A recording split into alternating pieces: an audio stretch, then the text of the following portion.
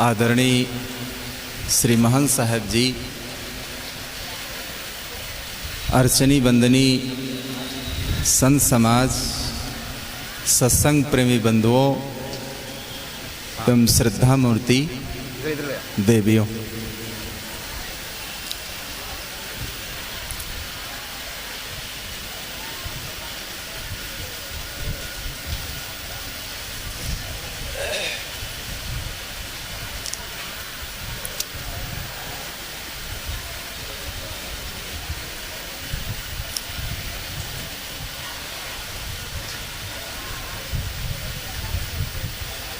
पारख रूप कबीर सृष्टि मनोमय से पृथक, हरो महा भवभीर बंदी छोर उदार चित, संत सिरो मणियाप पारख ज्ञान प्रकाश करी, हरो मोह संताप जीवन के उपकार हित, हरो मोह संताप जीवन के उपकार हित,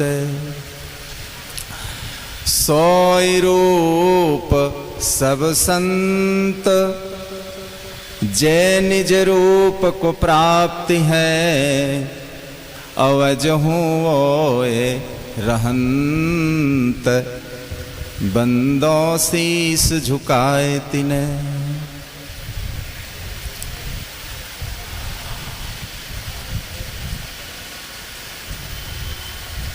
जमाने के गम पे रोना न आया, जमाने के गम पे रोना न आया, और खुशियाँ मिली तो हंसाना न आया, खुशियाँ मिली तो हंसाना न आया, मिले दिल हजारों लगाना न आया, मिले दिल हजारों लगाना न आया, किसी को भी अपना बनाना न आया, किसी को भी अपना बनाना न आया, मिली रिश्तेदारी निभाना न आया, मिली रिश्तेदारी निभाना न आया, खरीदा कफन तो मरना न आया, खरीदा कफन तो मरना न आया, छोड़े यहाँ की सारी रस्में, मालान दुनिया अलग बसाया, मालान दुनिया अलग बसाया, जमाने के गम पे रोना न आया, जमाने के गम पे रोना न आया, खरीदा कफन तो मरना न आया,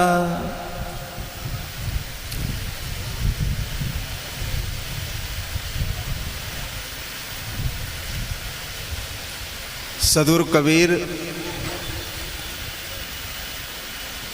की इस पावन जयंती के अवसर पर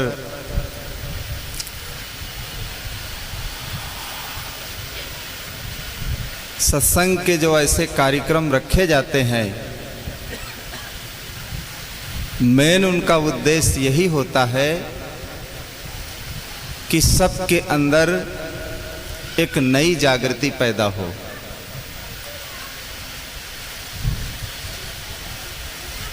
हम लोगों का मन जो धीरे धीरे ठंडा हो जाता है संसार के माया मोह में फंस करके, तो हम लोगों के अंदर एक नई चेतना पैदा हो। और जन्मदिन मनाने का आजकल तो बहुत बड़ा प्रचलन है। बच्चे का जन्म होता है और तभी से देखिए घरों घरों में केक काटना और न मालूम कितने कार्यक्रम होते हैं और कितना पैसा बर्बाद किया जाता है उसके नाम पर। लेकिन कोई जन्मदिन है, अगर जन्मदिन मनाने में अगर सत्संग किया जाता है, सत्संग से क्या होता है कि मनुष्य को एक नई ऊर्जा मिलती है, एक नई प्रेरणा मिलती है जीवन में। समाज से ही व्यक्ति सीखता है। अगर गंदी समाज में हम लोग रह रहे हैं तो हमारे अंदर गंदे विचार आ सकते हैं। अगर अच्छी समाज में हम लोग जी रहे हैं, रह रहे हैं, तो हमारा मन जो है शुद्ध हो सकता है अच्छी समाज से। सदगुरु कबीर देखिए सर्वत्र भ्रमणशील संत थे, इसीलिए उन्होंने कहा कि देश विदेशों हो फिरा, गांव गांव की खोर, और ऐसा जियरा ना मिला जो लेवों फटक पछोर। अगर काशी में ही जीवन भर रहते, कहीं जाते नहीं, तो इतना उनके ज्ञान का प्रचार प्रसार नहीं होता।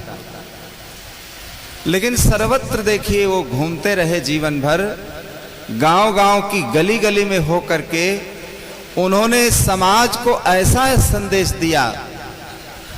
अगर इस संदेश को हम लोग जीवन में अनुसरण कर लें तो हमारे अंदर जितनी कटुता है, जितना वैर भाव है, वैमनस्यता है और न मालूम कितनी कलुषित भावनाएं हैं, देखिए सब निकल सकती हैं। साबुन तो हमारे हाथ में है, लेकिन कपड़े तक अगर साबुन का हम प्रयोग नहीं करते हैं तो कपड़ा हमारा गंदा रहेगा। और उस साबुन को लेकर के जब कपड़े में हम लगा देते हैं पानी का आधार लेकर के, तो देखिए कपड़ा चमचमाने लगता है। तो इसी प्रकार ज्ञान तो मिला है, लेकिन इस ज्ञान का जीवन में अगर हम पालन नहीं करते हैं, अनुसरण नहीं करते हैं, तो हमारे जीवन में कोई लाभ नहीं प्राप्त हो सकता है। श्रद्धांजलि मनाना, जन्मदिन मनाना, देखिए महापुरुषों की जितनी परंपराएं बनाई गई हैं, एक आधार से व्यक्ति आता है, निराधार से कोई व्यक्ति नहीं आ सकता है। कोई न कोई वहां पर जब आधार जुड़ा होता है तो देखिए उस उद्देश्य से व्यक्ति चलता है अपने घर से और वहां तक पहुंचता है, और उसके सहारे से उसे जीने की राह मिलती है, ज्ञान मिलता है। लेकिन जन्मदिन के नाम पर इतना चमत्कार, इतना ढोंग ढकोसला और इतना पैसे की बर्बादी जो हम लोग करते हैं, ये सब गलत है। अगर बैठ करके सत्संग करते हैं और हम लोगों के अंदर अच्छे विचार आते हैं तो जन्मदिन अगर मनाया जाए तब भी कोई बात नहीं है। छत्तीसगढ़ में एक जन्मदिन मैंने देखा था, पिछले साल मेरे कार्यक्रम थे वहां। एक छोटा बच्चा था, और उसके पिता जो थे वो मिलिट्री में सर्विस करते थे। संजोग बस कार्यक्रम चल रहा था, उनका आगमन हो गया और बच्चे का जन्मदिन था। तो 18 महात्मा थे, सब लाइन से महात्माओं को बैठाया गया और जो छोटा बच्चा था एक कुर्सी पर उसको चंदन वंदन बढ़िया लगा करके माला पहना करके बैठा दिया गया। सत्संग हुआ, जितने श्रोता थे सब आंगन में बैठ गए बढ़िया। सत्संग होने के बाद जब आरती हुई तो पहले संतों की आरती करते थे और उसके बाद जितने मेहमान आए थे उस बच्चे की आरती करते थे। सारे कार्यक्रम हो जाने के बाद मैंने कहा ऐसा जन्मदिन मैंने पहली बार यहां देखा छत्तीसगढ़ में। हमारे यहाँ यूपी में तो केक काटते हैं, हलवा पूड़ी पनीर न मालूम क्या क्या बनाते खाते हैं, लेकिन सत्संग नहीं करते। यही सब कार्य करके ढोलक मंजीरा बजा करके खा पी करके सब मस्त हो जाते हैं और सत्संग से बिल्कुल विमुख रहते। लेकिन ये सिस्टम बहुत अच्छा है कि जन्मदिन मनाया गया। जन्मदिन मनाने के साथ साथ देखिए घर के लोग, पड़ोस के मेहमान, जितने साधु संत सब आंगन में बढ़िया बैठ करके ऐसा महसूस हुआ कि बच्चे के अंदर देखिए कैसे संस्कार सब लोगों ने दिया। चंदन उठा उठा करके सब लगाते थे और सब फूल ले ले करके जितने पैसे हम लोगों को मिले उससे 2-3 गुना उस बच्चे के ऊपर सब पैसे पैसे ही छा गए जितने लोग आए थे।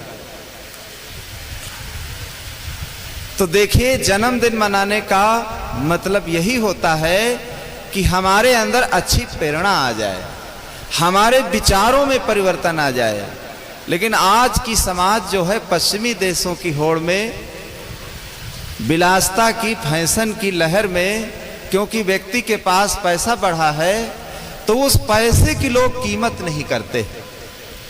उस पैसे को कैसे खर्च करना चाहिए और जिससे समाज का भी लाभ हो, बच्चों के ऊपर भी अच्छा प्रभाव पड़े, अगर उसका हम तौर तरीका नहीं जानते हैं तो पैसा भी खर्च हो जाएगा गोला तमाशा में और कोई लाभ भी नहीं मिलेगा। छोटे जो बच्चे उनके जीवन पर भी कोई प्रभाव नहीं पड़ेगा। और वो बच्चा मुस्कुरा रहा था और जितने लोग आए थे सब देखे पूजा कर रहे थे। तो जितने जन्मदिन मनाए जाते हैं या श्रद्धांजलियां मनाई जाती हैं, सबका मतलब यही होता है। अभी काठमांडू में कल ही हम आए, काठमांडू से आश्रम में 9 बजे आराम किए और शाम को चले। 1 महीना वहां कार्यक्रम चले। तो एक काठमांडू में ही जो मीन बहादुर जज थे, श्री आज्ञा साहब के बड़े भाई, तो उनके परिवार में ही उनकी मां की श्रद्धांजलि में हम गए थे। तो वहां भी सारे लोग बैठ गए शांतिपूर्वक, हम लोग भी बैठ गए। जन्मदिन कैसे मनाना चाहिए, श्रद्धांजलि कैसे मनाना चाहिए। माता पिता बच्चे को जन्म देते हैं, न मालूम कितनी संपत्ति कमा करके यहां छोड़ जाते हैं, लेकिन हम लोग 10-5 लोग क्या मिल करके 2 मिनट सत्संग नहीं कर सकते। उनकी स्मृति में जो व्यक्ति आया है वो तो चला गया, लेकिन उसकी याद में देखिए एक आधार बना करके ही व्यक्ति बैठता है। ऐसे किसी से कहा जाए अगर एक कबीर जयंती ना मनाई जाए तो देखे आज के दिन भी यहां कोई नहीं मिलेगा। और एक कबीर जयंती का इस आश्रम का पुरानी परंपरा है, बहुत दिनों से एक कबीर जयंती मनाई जाती है। आज तो पूरे भारतवर्ष में, नेपाल तक हमारा तो वही ही कबीर जयंती मनाने का निमंत्रण था, लेकिन आ गए। तो हर जगह देखे आज जन्मदिन मनाने के लिए, कबीर जयंती मनाने के लिए जगह जगह पर क्या ऐसा नहीं कि बहुत बड़ा आप कार्यक्रम ही करें तो कबीर जयंती मनाएं? अपने घर में ही 5 लोग बैठ करके, अगर आप नहीं पहुंच पा रहे हैं तो परिवार के जितने सदस्य हैं अपने घर में ही बैठ करके आप कबीर जयंती मना सकते हैं। घर में ही बैठ जाइए, 10-5 मिनट सदगुरु कबीर की स्मृति में ध्यान करके और कुछ सत्संग चर्चा करके और अपनी बात को समाप्त कर दीजिए। कबीर जयंती आपकी हो गई।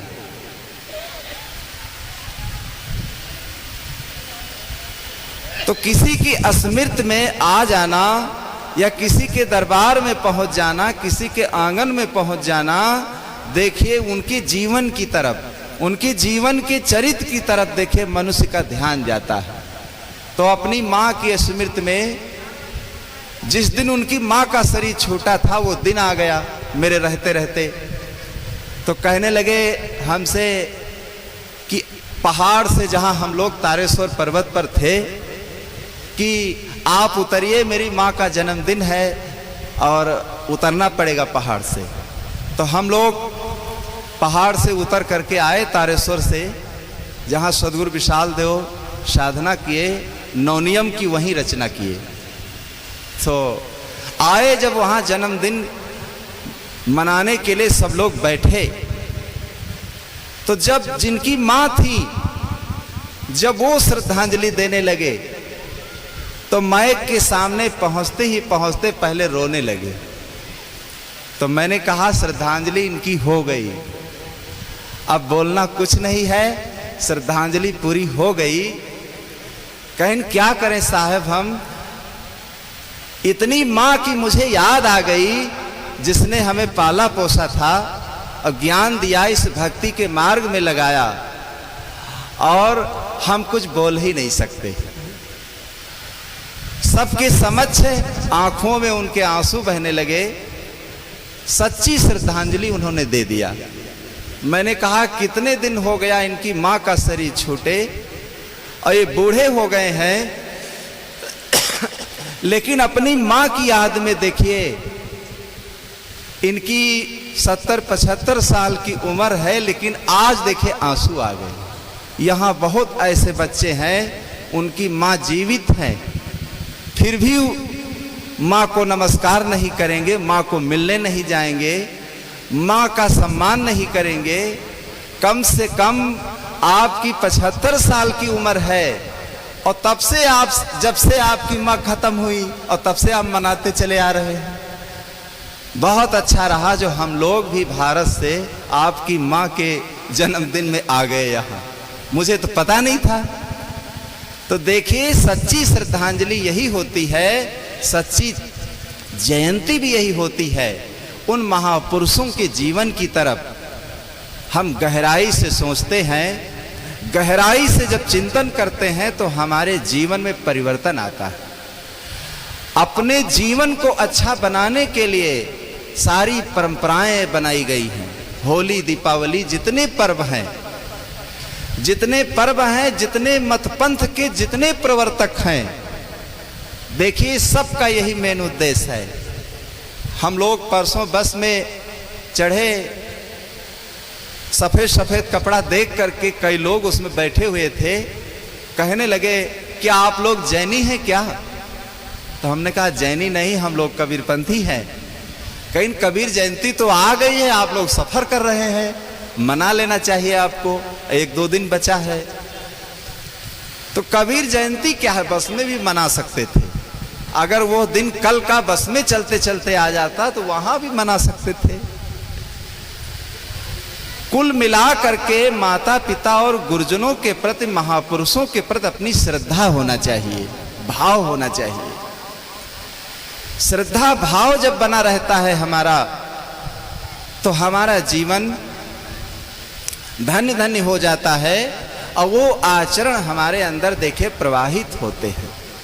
न मालूम कितनी पीढ़ियां बीत जाती हैं, लेकिन फिर भी देखिए उन लोगों को लोग याद रखते हैं अपने जीवन में। तो माता पिता और गुरु के प्रति जो समर्पण भाव होना चाहिए, हर व्यक्ति को अपने जीवन में इस चीज को सीखना चाहिए यही सद्गुरु कबीर जयंती का मनाने का समझ लो सच्चा उद्देश्य है। और इसी उद्देश्य से जितने महापुरुष बुद्ध हो, चाहे कबीर हो, चाहे नानक हो, चाहे तुलसी हो, चाहे दयानंद हो, चाहे विवेकानंद हो, जितने महापुरुष हैं, देखिए उनके अनुगामी जो हैं वो सब उनकी स्मृति में कुछ न कुछ कार्यक्रम करते हैं, मनाते हैं। हजारों वर्ष होने के बाद देखिए वो चीज को याद दिलाया जाता है कि सद्गुरु कबीर कैसे थे, कब हुए, पढ़े लिखे नहीं थे और काशी में रहे, फिर मगहर में उनका देहांत हुआ। छोटे छोटे बच्चे जो है उसको सुनते हैं, समझते हैं। उनके जीवन में देखिए एक नई प्रेरणा पैदा होती है कि पढ़े लिखे बिल्कुल नहीं थे, लेकिन कितना उनका माइंड था, कितना ज्ञान उनके पास था, बहुत बड़ा ज्ञान था। तो अपने अंदर वो चीजें जब याद आ जाती हैं, उनका स्मरण हो जाता है, तो नई हो जाती है, ताजी हो जाती है। तो प्रतिवर्ष इनको ताजी करने के लिए प्रतिवर्ष देखिए जयंती मनाई जाती है, लोगों को बुलाया जाता है कि महापुरुषों की हम लोग याद करें और अपने जीवन को याद करके अच्छा बनाएं। यही जयंती मनाने का समझ लो सच्चा उद्देश्य है। बोलो सद्गुरु देव की।